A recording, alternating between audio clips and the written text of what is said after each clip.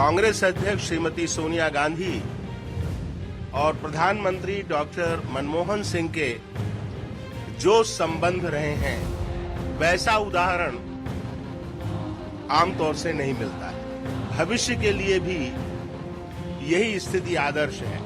मेरा मत एक बात है और पार्टी का मत एक बात है, इसलिए जो पार्टी का मत है वही अब मेरा मत है। मैंने आज तक कभी बात अपनी वापस ली नहीं है। मेरा मत एक बात है और पार्टी का मत एक बात है।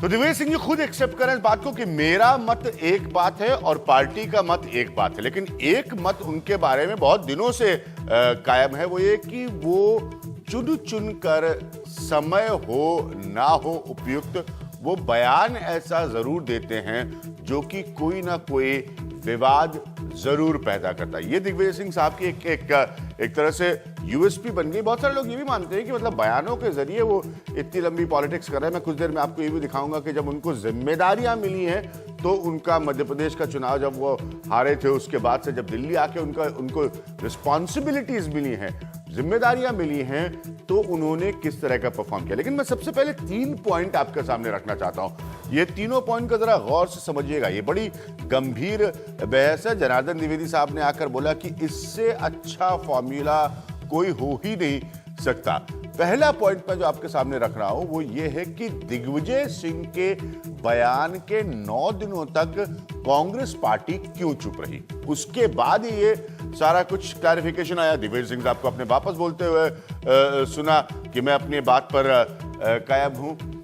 दूसरी बात मैं जो रख रहा हूं, जरा इसको भी ध्यान से देखिए कि क्या दिग्विजय सिंह साहब का मतलब यह है कि सरकार के गलत काम का हर्जाना पार्टी क्यों भरे। एक और बहुत बड़ा डिबेट है इस वक्त कांग्रेस, जब आपको अपने पैनल से मिलाऊंगा, ये बहुत जानकार लोग हैं जो बहुत क्लियरली मानते हैं कि जब आप गवर्नमेंट में हो और पार्टी होती है तो गवर्नमेंट की मिसडूइंग्स का या सरकार के खराब काम का सीधा असर पार्टी पे होता है। क्या उसको हटाने की कोशिश कर रहे हैं दिग्विजय सिंह? क्या उस पॉइंट को हटाने की कोशिश कर रहे हैं दिग्विजय सिंह? तीसरा पॉइंट मैं आपके सामने जो रख रहा हूं वो ये कि क्यों पीएम ने अपनी तीसरी पारी पर सीधा जवाब नहीं दिया। ये सब एक दूसरे से जुड़ी हुई बातें हैं, ये सब एक दूसरे से लिंक्ड बातें। तो ये 3 बड़े इंपॉर्टेंट फैक्टर है मेरे हिसाब से, क्योंकि आखिरकार दिग्विजय सिंह साहब ने शक्ल तो दे दी ना एक डिबेट की इस बात को लेकर कि क्या वाकई 2 पावर सेंटर्स होते हैं, क्या 2 पावर सेंटर्स होने चाहिए। मैं आज के अपने पैनल से आपको मिलाता हूं। फटाफट सबसे आप मुलाकात करिए, इनकी बात को सुनिएगा, समझिएगा। ये लोग बहुत करीब से कांग्रेस पार्टी को जानते हैं। ओम थानवी साहब हमारे साथ मौजूद हैं, एडिटर जनसत्ता के। हमारे साथ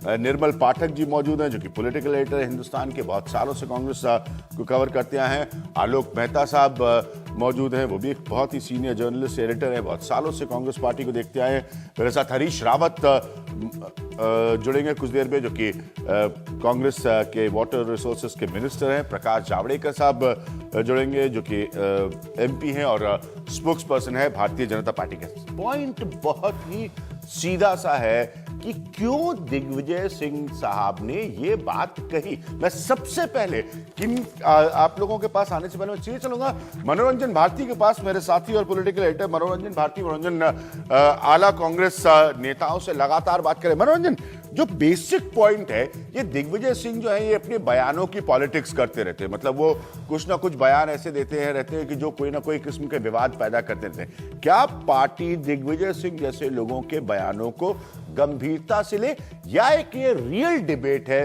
कि क्या 2 पावर सेंटर्स के स्ट्रक्चर पर ऑपरेट करती है यूपी और कांग्रेस? देखिए, जहां तक दिग्विजय सिंह का 2 पार्टी सेंटर्स का बयान है, निश्चित रूप से पार्टी के अंदर निजी बात करें तो निश्चित रूप से इस पे काफी डिबेट चल रही है और पार्टी के जो बड़े नेता है वो मानते हैं कि 2 पावर सेंटर नहीं होने चाहिए। और लेकिन दिक्कत ये है कि ये चुनावी साल है और 9 साल आप मनमोहन सिंह प्रधानमंत्री रहे हैं, तो क्या अभी उनसे डिस्टेंस करना जरूरी है क्या? तीसरा एक बात और सब जानते हैं और मनमोहन सिंह भी जानते होंगे, इसलिए उन्होंने उस सवाल का सीधा जवाब नहीं दिया कि क्या उनको तीसरा टर्म मिलेगा या नहीं मिलेगा। ये एक खुला सवाल है। कांग्रेस जो कवर करते हैं उनको मालूम है कि शायद उनको तीसरा टर्म नहीं मिलेगा।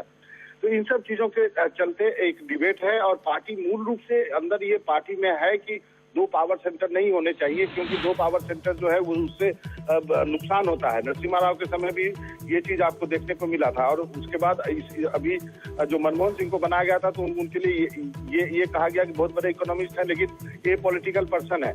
लेकिन ये बात कई लोग मानते हैं कि दो पार्टी सिस्टम नहीं होना चाहिए, लेकिन साथ में ये भी कहते हैं कि इस तरह के बयान देने से अभी बचना चाहिए था, क्योंकि अब हमको डिस्टेंस नहीं करना चाहिए जब 9 साल हम मनमोहन सिंह को प्रधानमंत्री। मनोज, बहुत इंपॉर्टेंट पॉइंट है जो आप कह रहे हैं, इसलिए मैं कह रहा हूँ ना, दिग्विजय सिंह साहब जो है, इनके तमाम ऐसे बयान है, मेरे पास एक बहुत लंबी लिस्ट है जो इन्होंने जब दिए हैं, कांग्रेस पार्टी ने ऑफिशियली उन स्टेटमेंट से अपने आप को डिस्टेंस किया है। तो सवाल यहां पर बहुत सीधा सा है कि क्या दिग्विजय सिंह के इस बयान का टाइमिंग सही है? क्या आप एक इलेक्शन ईयर में एक्सपेक्ट कर रहे हैं कि आपका एक सीनियर लीडर ही वो डिबेट खोले कि अच्छा आप कैसे ऑपरेट करते थे? हम कभी भी इस बात को नहीं भूल सकते कि एक समय था जब भारतीय जनता पार्टी ने प्रिंसिपल ऑपोजिशन के तौर पर लगातार ये चार्ज लगाया कि साहब मनमोहन सिंह तो सिर्फ एक पॉपेट प्राइम मिनिस्टर है, असली पावर तो सोनिया गांधी के बाद है। अब आप सही कह रहे हैं कि 9 साल होने के बाद क्या दिग्विजय सिंह ये चाहते हैं कि ये डिबेट रीओपन हो?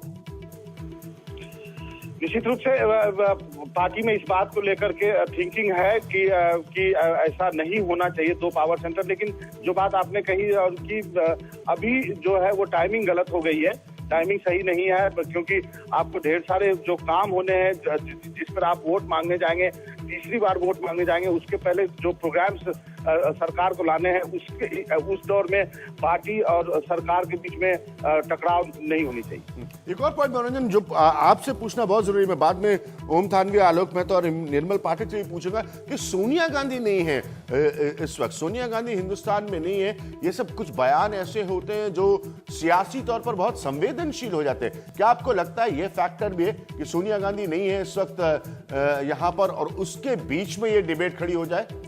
देखिए, हमें ये बताया गया है कि इन दोनों बयानों को ज्यादा सीरियसली लेने की जरूरत नहीं है। ये जो है एक दूसरे के प्रतिक्रिया में दिए गए बयान है। ये बात सच है कि सोनिया गांधी नहीं है, इसलिए कांग्रेस के ढेर सारे काम भी बचे हुए। हमें बताया गया कि 10 तारीख के बाद कुछ महासचिव बनाए जाएंगे, बाद में कुछ सेक्रेटरीज बनाए जाएंगे, कुछ राज्यों के प्रदेश अध्यक्ष जो अपॉइंट होने हैं वो सब भी होंगे, लेकिन 10 तारीख तक कांग्रेस में शांति है सिवाय बयानबाजी के।